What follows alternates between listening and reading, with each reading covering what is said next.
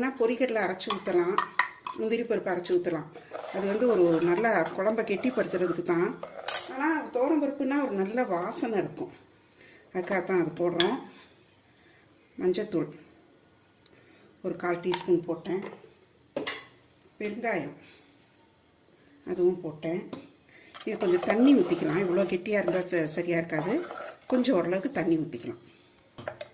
இந்த கன்சிஸ்டன்சி வந்து இப்படி இருந்தால் தான் சரியாக இருக்கும், பார்த்தீங்கன்னா தெரியும்.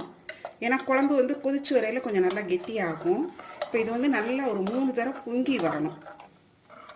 இப்போ தான் வச்சுருக்குறோம். கொஞ்சம் நுர கட்டி நல்லா பொங்கி வரணும்.